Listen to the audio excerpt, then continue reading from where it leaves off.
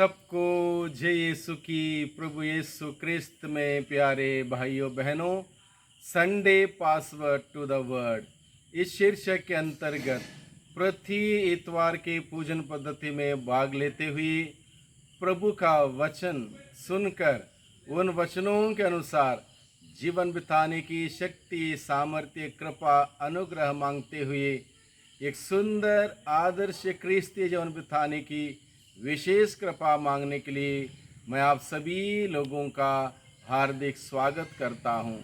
आज के दिन में हम सभी सामान्य काल के 20वें इतवार की पूजन पद्धति में हम सभी भाग लेंगे और आज के इस 20वें इतवार की पूजन पद्धति के द्वारा प्रभु अलग अलग बातों को लेकर हम सबों से बातें करना चाहते हैं, हम सबों को समझाना चाहते हैं, हम सबों को सिखाना चाहते हैं कि आखिर प्रभु यीशु मसीह का अनुसरण करने का तात्पर्य क्या है, किन किन प्रकार के चुनौतियों का हमें सामना करना पड़ता है, किस प्रकार से हमें विश्वास में दृढ़ अटल बने रहने की आवश्यकता है। इन सभी बातों को लेकर आज के दिन के पूजन पद्धति के द्वारा प्रभु हम सबों को सिखाता है। मुख्य रूप से आज के पहले पाठ जो नबी यिर्मयाह के ग्रंथ अध्याय 38 पद संख्या 4 से 6 और 8 से 10 का प्रसंग है। इस प्रसंग में हम लोग देखते हैं नबी यिर्मयाह बुलंद इरादों से सच्चाई बोलता है, सच्चाई लोगों के सामने रखता है, लेकिन वहाँ पर सत्य को स्वीकार करने वाला, सत्य को ग्रहण करने वाला, सत्य के अनुसार जीने वाला कोई नहीं था।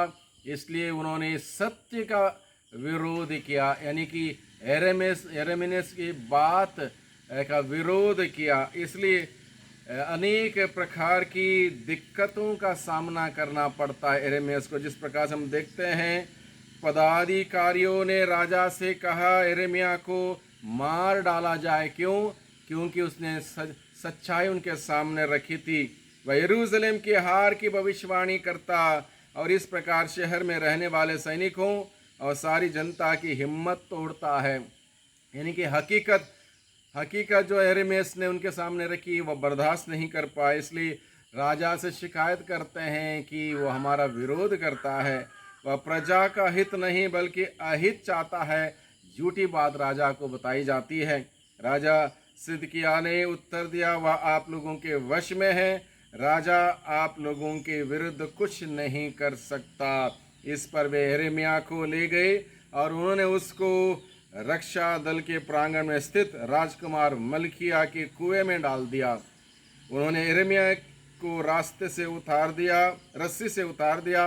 कुएं में पानी नहीं था, उसमें केवल कीच था और यिर्मयाह कीच में धंस गया। और इस प्रकार से हम देखते हैं यिर्मयाह को सच्चाई बोलने के लिए अनेक प्रकार के कठिनाइयों का सामना करना पड़ सकता है।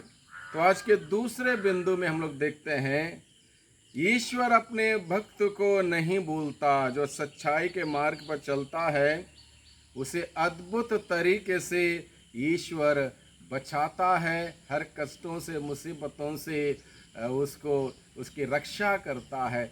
इस बात को हम आज के पहले पाठ के द्वारा नबी यिर्मयाह के जीवन के द्वारा हम लोग समझते हैं कि ईश्वर अपने भक्त का जो उसका सच्चाई से, प्रेम से, ईमानदारी से अनुसरण करता है उसकी रक्षा करता है।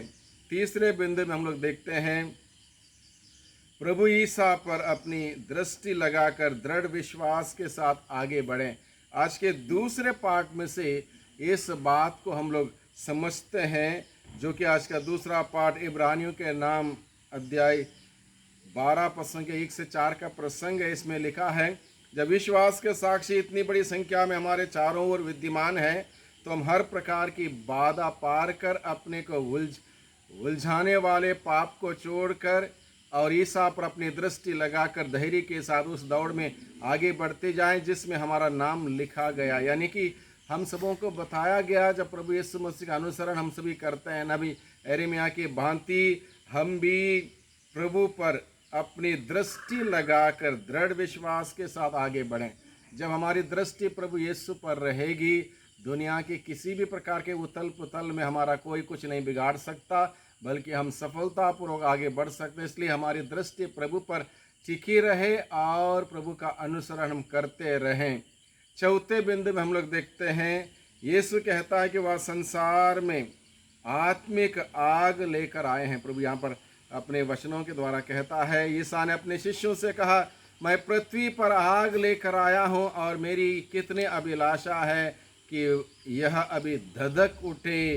यानी कि प्रभु किस प्रकार की आग के बारे में बताता है। एक आग है जो नुकसान करती है और प्रभु यीशु मसीह बताता है एक पवित्र आत्मा की ऐसी आग, जिस आग के चलते हर प्रकार के प्रदूषण का नाश होगा, बुराई का नाश होगा और वहाँ पर प्यूरिफिकेशन होगा, शुद्धिकरण होगा, पवित्रीकरण होगा। इस प्रकार के आग के बारे में प्रभु बताता, मैं इस प्रकार की आग लेकर आया हूँ ताकि इंसान के जीवन में, मन में, सोच में, विचारों में, भावना में जो कुछ भी अपवित्र है उसको शुद्ध किया जाए, इंसान को शुद्ध किया जाए। जब इस प्रकार से इंसान पवित्र आत्मा की आग से शुद्ध हो जाता है, उसके अंदर वो सच्चाई, वो ईमानदारी, वो न्याय, वो प्रेम उसके अंदर आएगा और यहाँ पर वो प्रभु के मूल्य सिद्धांतों के अनुसार जीवन व्यतीत करने लगेगा।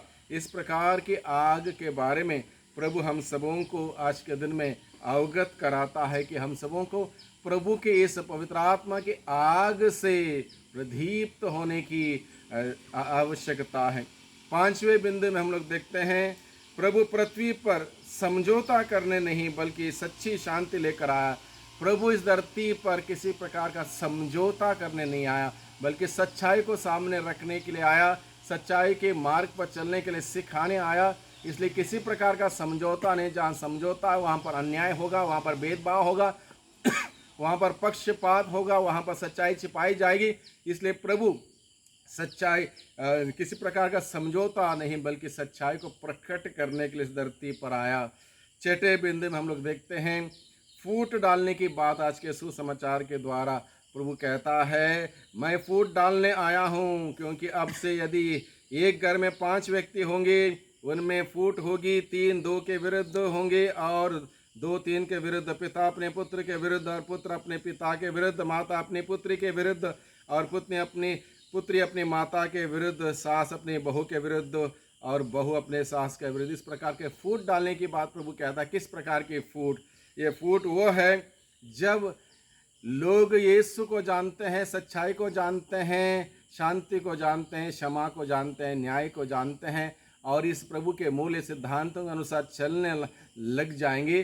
जो इसके खिलाफ हैं उसमें फूट होगी। यानी कि वहाँ पर जो प्रभु के वचनों पर चलने वाले एक जगह रहेंगे और प्रभु के वचन के खिलाफ दूसरी जगह पर रहेंगे। इस प्रकार से वहाँ पर फूट होगी और प्रभु कहता है इस प्रकार की फूट पड़ने से ही सच्चाई सामने आएगी। इंसान क्या हकीकत में यीशु के साथ जुड़ा है या दिखावा कर रहा है या आडंबर कर रहा, इस बात का स्पष्टीकरण होगा। ये तब होगा जब हम लोग पवित्र आत्मा से संचालित होकर जीवन बिताएंगे। आगे प्रभु का वचन कहता है, ईश्वर की 7वें बिंदु में हम लोग देखते हैं, ईश्वर की सच्चाई की, प्रेम की, शांति की आग मेरे अंदर जाग उठे। हमारे अंदर ईश्वर की वो आग, जो आग प्रभु यीशु मसीह लेकर आए, पवित्र आत्मा हम सबों के जीवन में अधिकार ले, ताकि वो आग हमारे अंदर जाग उठे, धधक उठे, जिससे कि हम लोग सच्चाई के लिए, प्रेम के लिए, शांति के लिए, क्षमा के लिए जीते हुए उस मूल्य सिद्धांतों का प्रचार प्रसार करें, प्रभु का सच्चा अनुसरण करें, प्रभु की सच्ची गवाही बने, सच्चे साक्षी बने। इसी के लिए प्रभु आज के दिन में हम सबों को बुलाता है। यिर्मयाह नबी ने इस बात को, इस जिम्मेदारी को बखूबी निभाया। हम सबों को भी प्रभु बुलाता है, हम भी तमाम प्रकार के चुनौतियों से हिम्मत ना हारें, घबराएं नहीं, बल्कि प्रभु पर भरोसा रखते हुए हिम्मत के साथ, विश्वास के साथ आगे बढ़ें। प्रभु हमारे साथ है, हमारी रक्षा करने के लिए, हमारी अगुवाई करने के लिए, मार्गदर्शन के लिए। वही प्रभु हम सबों पर अपनी बरकतें, अपने आशीषें बरसाएं। सबको धन्यवाद, सबको जय यीशु की।